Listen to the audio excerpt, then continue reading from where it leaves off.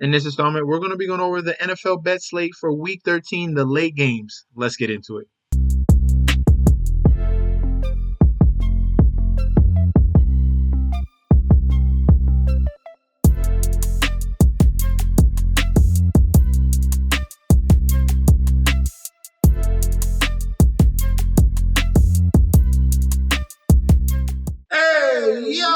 Welcome back to the channel. It's your boy Chef D, and I'm here to bring you the winning ingredients for our Week 13 late slate we got going on. But before we deep dive into that, don't forget to like, comment, and subscribe to the channel. Make sure you follow me on Instagram and Twitter at MetsNetChefD.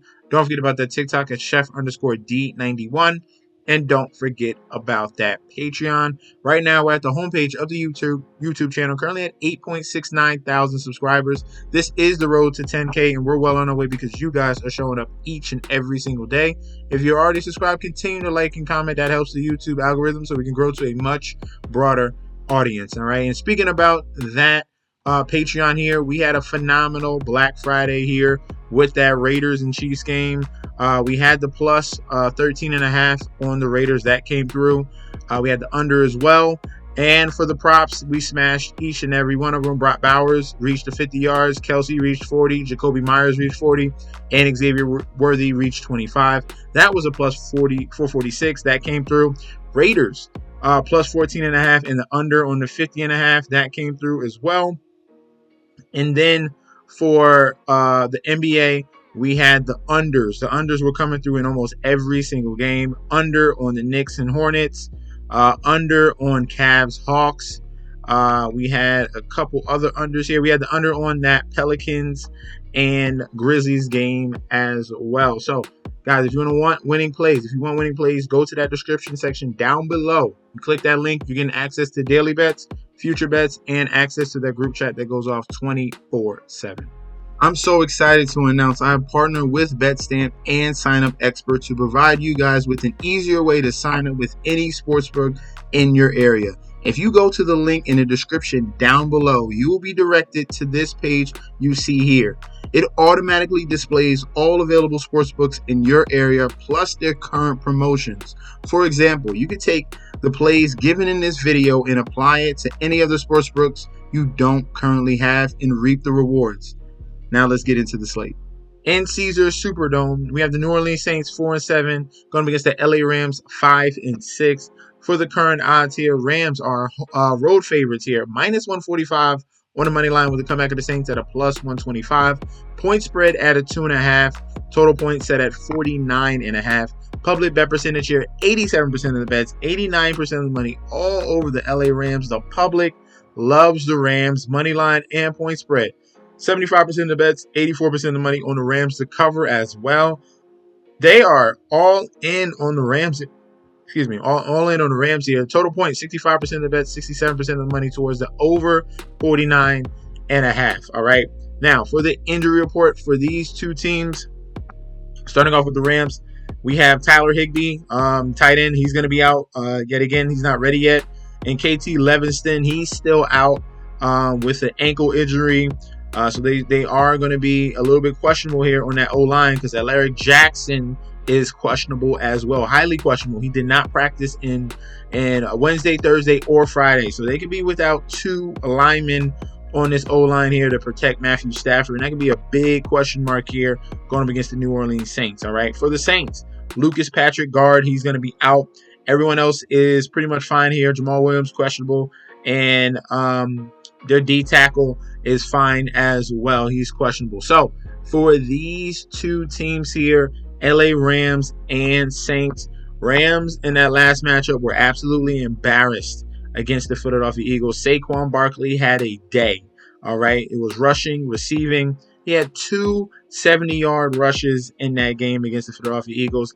And the Rams defense is haunting them yet again, despite the fact that people are mesmerized with Matt Stafford, Cooper Kupp, and Puka Nacua.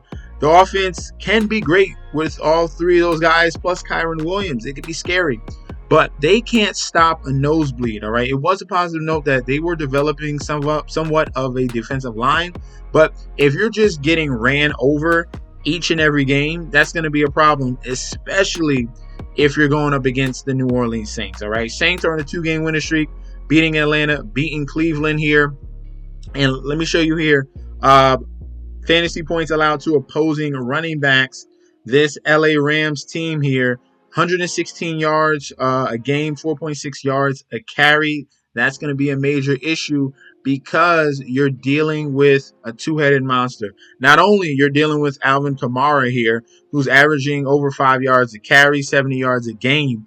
You're dealing with Taysom Hill. Taysom Hill is averaging 8 yards a carry, and they're using him like a bowling ball. This guy, he has the size of an Anthony Richardson and a speed of a running back. He is relentless, and they are not afraid to utilize both of these backs. Taysom Hill is a tight end. Taysom Hill is a tight end, a wide receiver, a quarterback, and a special teamer. This man does everything. I'm very, very, very afraid of what's going to happen in the trenches here between the Rams and Saints.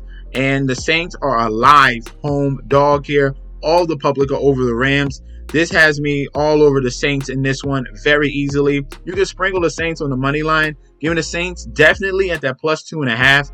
And I like a lot of points here because Rams can't stop a nosebleed. I can see the Saints running all over them. And then the Rams going to be forced to play catch up. So give me the over on the 49.5. So main plays, Saints plus 2.5, over on the 49.5.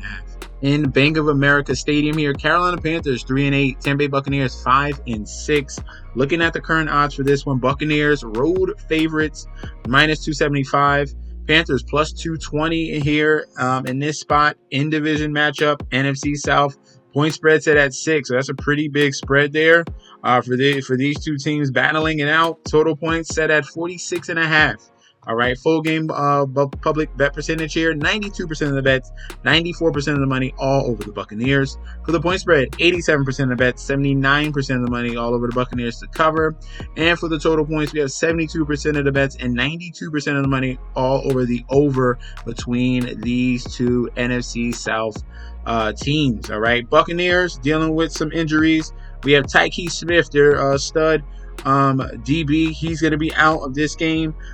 Joe Tyron Shanoika is going to be out, one of their edge rushers and linebackers.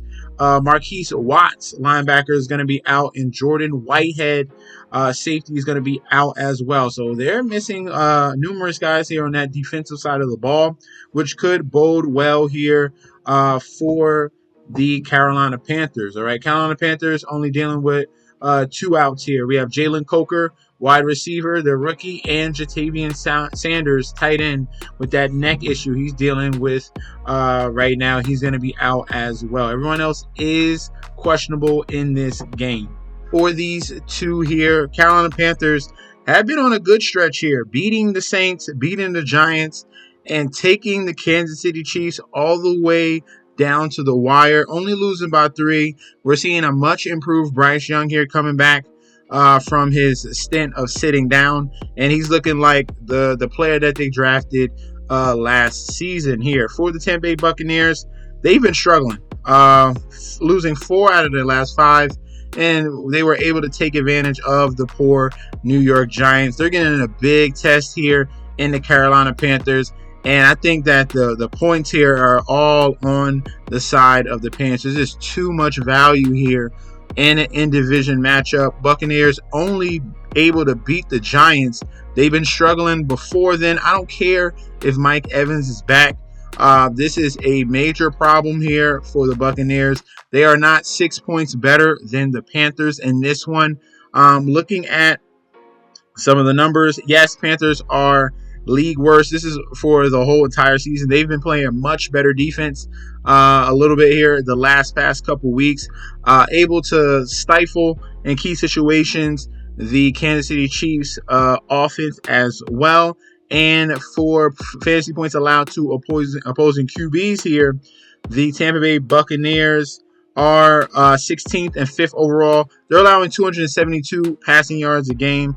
Panthers are allowing 229 passing yards a game. This Panthers passing defense has played a little bit better here and stepped up. So all the value here in division matchup on the side of the Panthers. I think 6 points is way too much. I'm going to be on the +6 for the Panthers in this one. And for the total of over under in division matchup, I'm going to be leaning to more of a defensive environment here between these two. Give me the under on the 46.5. in M&T Bank Stadium here. Baltimore Ravens 8-4, Philadelphia Eagles 9-2. We have a clash of the Titans here. Looking at the current odds, Ravens home favorites -150 with the comeback of the Eagles at a +125. Point spread set at 3, total at 51. All right, full game public bet percentage here. 58% of the bets towards the Ravens, but the sharps are on the side of the Eagles. 70% of the money is coming in on the Eagles on the money line. For the point spread, 66% of the bets, 64% of the money. Again, public and sharps on the Eagles to cover that 3 points there. And for the total points, 69% of the bets, 85% of the money towards the over 51 in the total. Looking at the injury report here for the Ravens, Charlie Kolar, backup third string tight end here. He's going to be out. Arthur Morlett, their cornerback, he's going to be out. Kyle Van Noy, their veteran linebacker, is going to be doubtful. And TJ Tampa and Michael Pierce both are questionable in this game. For the Philadelphia Eagles, we have a Q tag on Sidney Brown. Darius Slay, that's a big out there. He's gonna be out there, number one corner. And Devonta Smith is questionable. He's trending towards playing in this game with that hamstring injury. So the Eagles could have their 1-2 punch back with Devonta Smith and A.J. Brown. Johnny Wilson is going to be out, and Ben Van Sumeren is going to be out as well. All right. So these are two Titans clearly on both sides of the ball rushing the football with the run game and with their quarterbacks running the football as well. So this will be very interesting here. Bully ball at its finest. And Ravens had a little bit of a practice last week. Chargers brought their all because it was a Brother Bowl. So this one here, Eagles had an easy time in their last game against the LA Rams, running all over them. But these are two of the strongest run defense here in the league. The Eagles are top 7. And the Ravens are even better. They're top 2 in the leagues. They're only allowing 77 yards a game. So if they can handle Barkley, that's going to be a positive note. They're both two dynamic running backs here. Barkley and then you got King Henry. It's going to be very interesting to see which team will be able to run the football, or will it just be on the shoulders of either quarterback between Lamar Jackson and between Jalen Hurts. If I'm choosing the better passing quarterback, it's going to be clearly on the side of Lamar Jackson. He has, with this new offense here, he's leaps and bounds better and has improved season after season. Jalen Hurts still has a lot of question marks in his passing game, but still rushing the football wise and tush push is very dominant here on the Philadelphia Eagles side.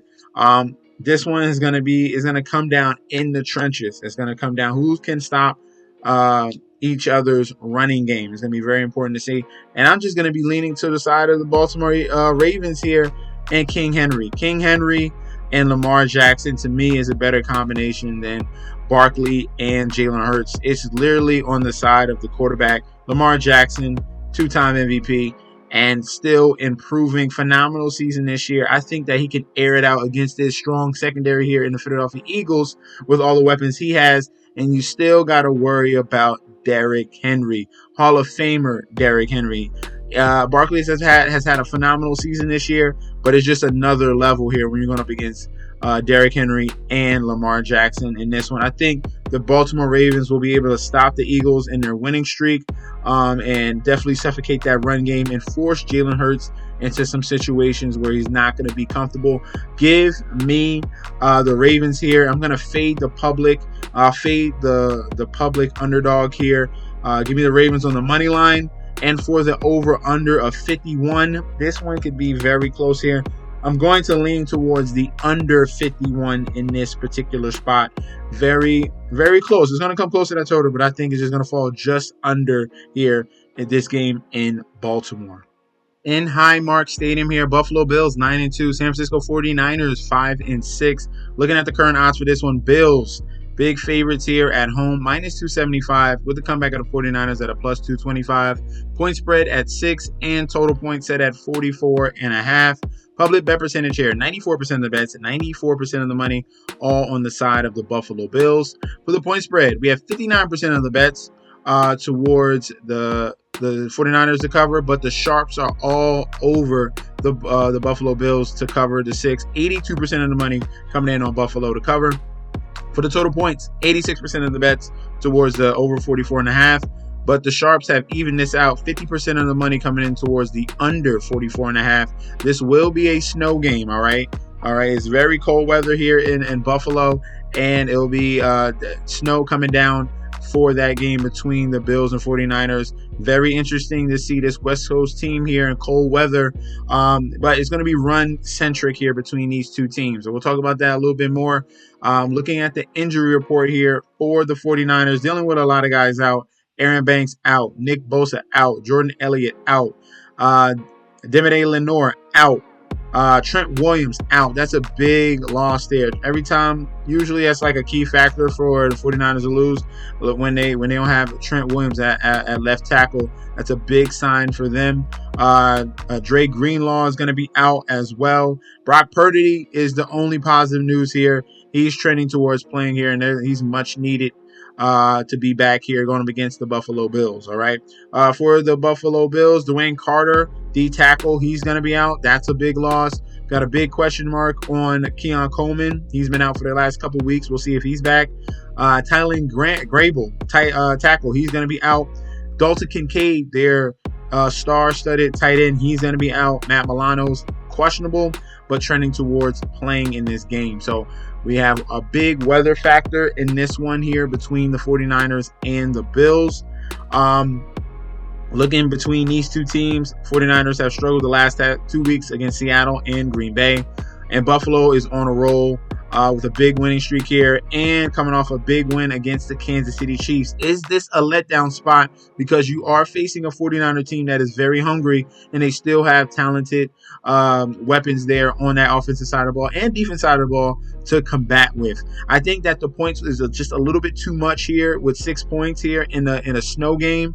And we do have the better running back on the side of the 49ers. Christian McCaffrey has been very quiet since coming back, and he is super due. This could be a spot where he can awaken in this type of weather and environment. It leans more to run games, and they got a supreme weapon there in Christian McCaffrey that can keep this game close and be really pretty much a X factor.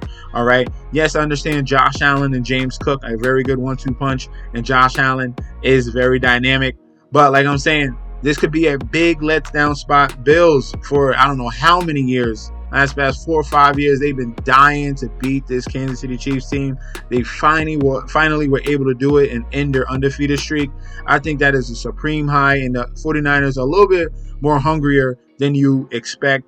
Give me the points here on the 49ers with the +6. And with the weather, I think that's going to be a big factor there. Could be a lot of turnovers. Could be just a very ugly and messy game here in Buffalo. I'm going to lean towards the under 44.5 points in this total. All right. So those are going to be our selections for the late slate on a week 13. Let me know in that comment section down below. Do you agree? Do you disagree? We can definitely debate about that down below. Or if you just want to say what's up, I will say what's up back to you. If you guys want to sign up for the Patreon for winning plays, you go to that description section, you click on that link, get signed up. You're getting access to daily bets, future bets, and access to that group chat that goes off 24/7. This is your boy, Chef D. I'll be back very soon, and peace out.